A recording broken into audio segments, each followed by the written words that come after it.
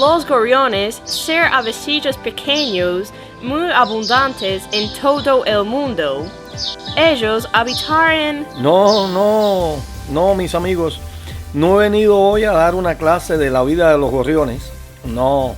Estoy aquí para hablarles de un gorrión único y especial, que tuvo un corto historial de servicio en las tropas coloniales españolas y un gato cazador acusado de mambí.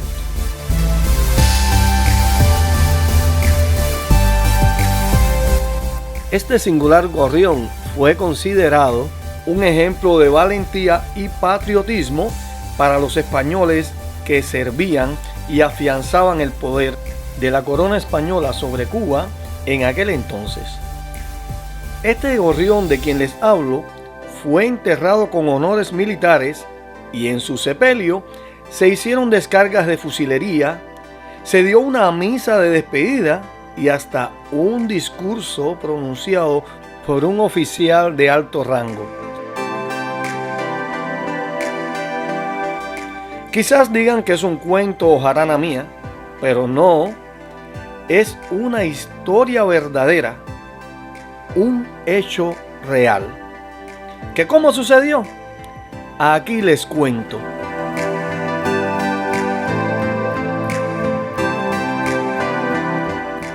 Corría la segunda mitad del siglo XIX. Los aires de insurrección se respiraban en toda la isla cubana, desde el Cabo de San Antonio hasta la punta de Maicín. Las redes de inteligencia española habían logrado apagar la mecha de varias conspiraciones. Aún así, se provocaron revueltas en Matanzas, Santi Espíritus, Las Villas y el Camagüey, debido a las invasiones de Narciso López, el cual fue capturado y ejecutado en el malecón habanero frente a la fortaleza de San Salvador de la Punta. La corona española respondió mediante el envío cada vez más de destacados militares con experiencia y un brazo de hierro en el manejo de situaciones como estas, para que gobernaran como capitanes generales sobre la isla y lograran controlar la inestable situación en su joya más preciada de América. Al margen de las situaciones existentes, un grupo de radicales y comerciantes españoles decide donar a jóvenes de su familia para integrar batallones de apoyo a la Guardia Española, los llamados Cuerpos de Voluntarios Españoles, que por la mísera paga de $1 al día servían largas horas en las postas de vigilancia. Es precisamente en esta situación que el cubano, charanguero, burlón y sarcástico se mofa de los voluntarios españoles llamándoles gorriones. ¿Qué querían decir con esto? Bueno, el gorrión es un ave pobre. ¿En qué sentido? En el sentido de no poseer un vello colorido en su plumaje, como el tocoror, por ejemplo. Tampoco poseen un canto agradable, como el ruiseñor, solo un chirrido. De modo que los cubanos se burlaban de los españoles, parados horas del día en sus puestos de vigilancia como estacas, bajo lluvia, sol y sereno.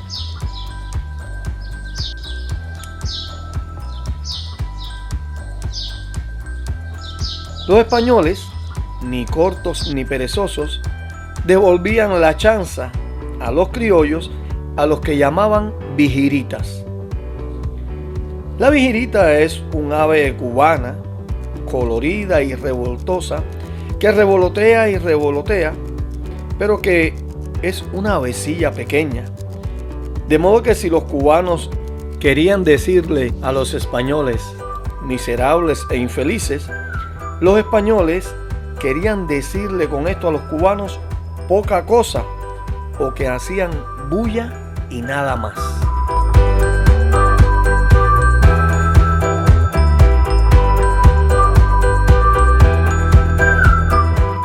En esta bucólica situación sucede un simplísimo hecho como lo es la muerte de un gorrión. Los españoles quieren aprovechar la oportunidad para, mediante este insignificante suceder de la vida cotidiana, enaltecer al gorrión muerto y dignificar su muerte como servidor de la corona. Veamos en detalle el suceso.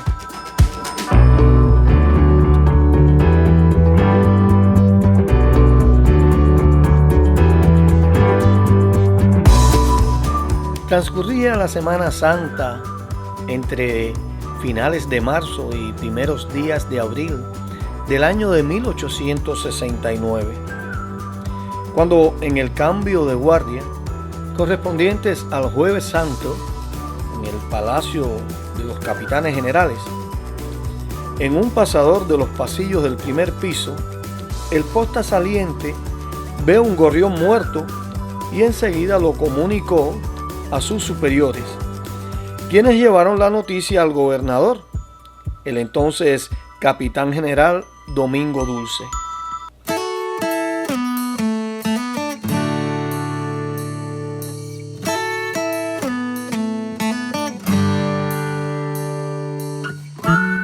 La tragicomedia estaba en fase de producción.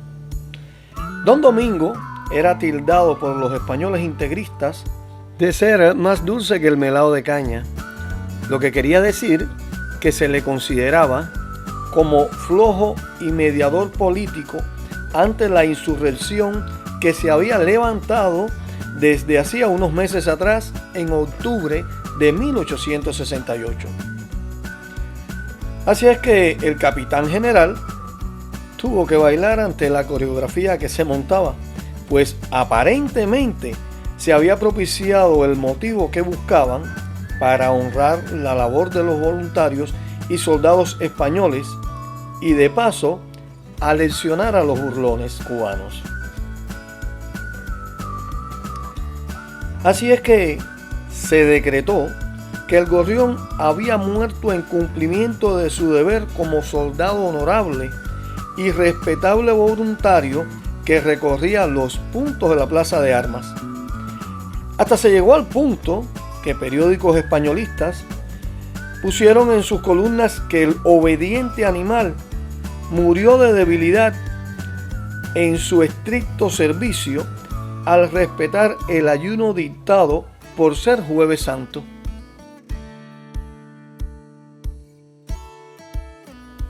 En pocas horas se hicieron los preparativos para honrar al ilustre voluntario.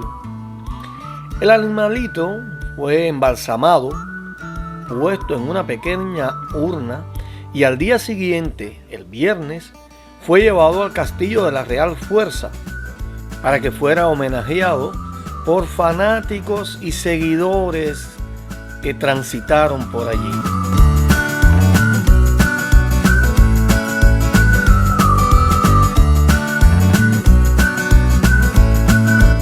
Luego se turnarían los diferentes batallones para rendirle una guardia de honor. No complacidos con esto, los sectores españolistas más acérrimos dispusieron todo lo necesario y una caravana llevó al digno representante fallecido desde La Habana hasta Puerto Príncipe, donde en su paso por las diferentes ciudades se les rindió homenaje y se hicieron diferentes actos políticos legitimizados y bendecidos por la Iglesia. Luego de unos días de esta fiebre de ensalzamiento y honores, regresó a La Habana, donde fue recibido nuevamente y se presentaron coronas y bellos ramos de flores.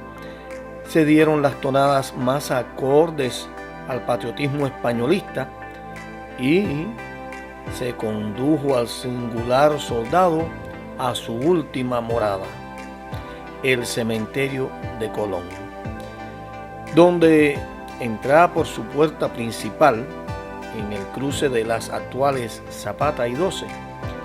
Se condujo hacia el sector noreste y se sepultó allí. siendo este uno de los primeros y más antiguos de los cuerpos que descansan en el Campo Santo. Pero este no es el único animal que tuvo espacio para su sepultura entre panteones y bóvedas. Hay otros. Próximamente traeré sus historias.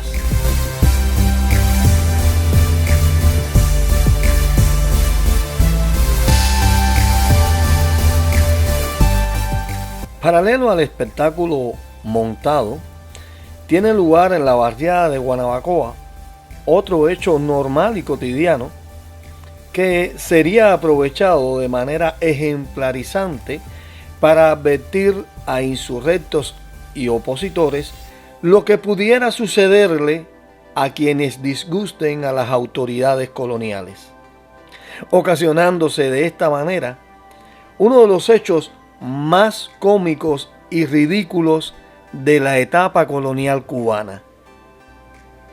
Un desafortunado felino tuvo la imprudencia de sacar a relucir sus instintos de depredador y cazó a un gorrión. Cuando se disponía a comerlo tranquilamente, fue avistado por un fanático que, avivado su espíritu españolista con el entierro reciente, aprendió al gato y lo llevó a un pequeño cuartel de voluntarios de la ciudad.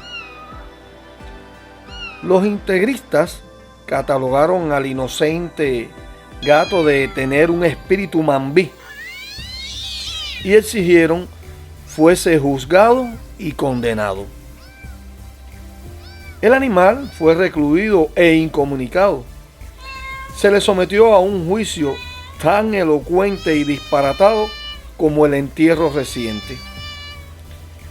Como la isla estaba en estado de contienda por la acaecida toma y quema de Bayamo y el levantamiento del Camagüey, el gato, considerado insurrecto, fue sometido a un consejo de guerra.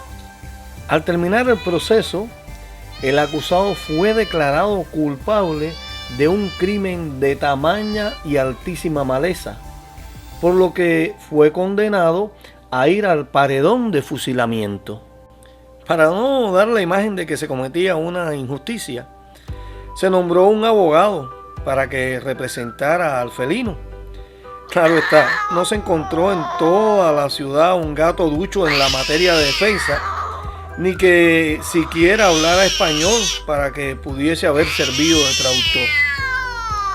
Lo cierto es que, finalizada la vista, el secretario del tribunal le leyó al gato la sentencia y en sus últimos momentos un sacerdote ofició, consolando al menino y encomendándolo a los brazos de los cielos para su perdón.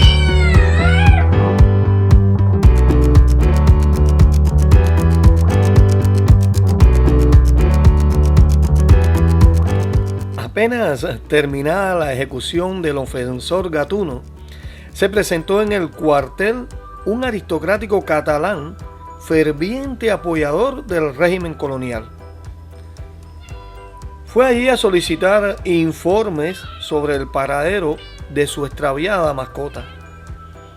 Al escuchar las noticias de lo sucedido, el acaudalado puso una queja demandando al cuartel de voluntarios una indemnización por haberlo privado de la compañía de su menino.